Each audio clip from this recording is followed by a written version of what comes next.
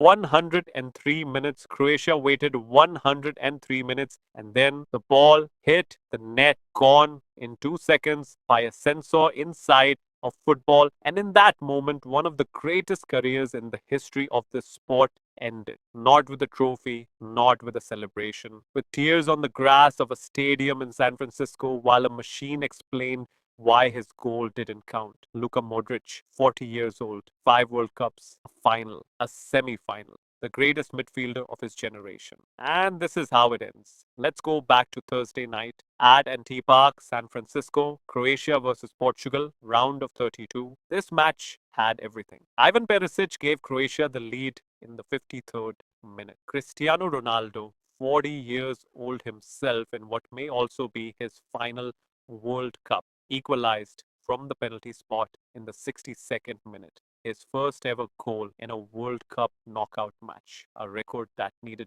21 years to fall. Then Gonçalo Ramos headed Portugal into the lead in the 94th minute. Croatia seemed dead. Then Mario Pasalic kept his composure. Josko Gvardiol, one of the best defenders in the world, appeared in the box. He slotted it home. 103 minutes in, stoppage time of stoppage time. The Croatian bench erupted. Modric, who had been substituted off in the 81st minute, jumped to his feet. For 30 seconds, this was the most beautiful moment of the tournament. Then the VAR screen lit up. Here is what happened next. And this is where this story becomes something different from every other VAR controversy at this World Cup. Because FIFA did not stay quiet. For the first time at this tournament, FIFA released an official statement on social media explaining their decision. The statement said, according to the data provided by Connected Ball Technology housed within the Adidas Ball Trionda, the official match ball, it was proven that contact was made by Croatia's Igor Matanovic in the build-up to the goal, allowing the referee to correctly determine offside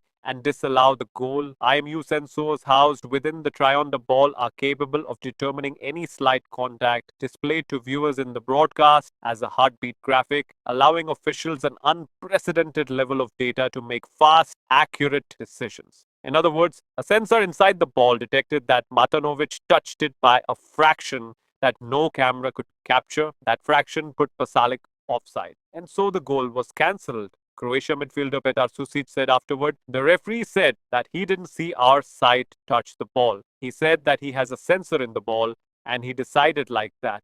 But I don't know what this is. Croatia manager Zlatko Dalic said, it kills the emotions. It kills everything within you. Football should be fair. We've gone too far with VAR. Mateo Kovacic, the Manchester City midfielder, was in tears at full time. He had to be consoled by teammates. He could not speak to reporters. And Luka Modric, 40 years old, he walked onto the pitch to console his teammates. He declined to discuss his future. He knew. Subscribe right now. Because what happened in San Francisco on Thursday night is the most emotional, most technically complicated, and most genuinely heartbreaking moment this World Cup has produced. Here is the context that makes this even harder to process. Croatia reached the World Cup final in 2018. They reached the semi-final in 2022. In both tournaments, they went on extraordinary runs that defied everything their squad size and national population should have produced. That journey was built on one player more than any other, Modric, the man who won the Ballon d'Or in 2018. The year he ended Messi and Ronaldo's decade-long monopoly on the award. The man who turned 40 in September 2025 and kept playing at the highest level because nobody could replace what he does. His final World Cup moment was sitting on the bench watching a censor in a football end his country's dream. Now here is where both sides deserve to be heard fairly, because this technology argument is genuinely complicated. The people defending the decision will say this: the sensor is more accurate than any human eye or camera. Matanovic touched the ball, the touch happened, the offside was real, and a World Cup cannot be decided by what cameras can or cannot see. It must be decided by what actually happened. If we accept that technology should correct human error, we must accept its findings even when they are painful. And honestly, they are not wrong.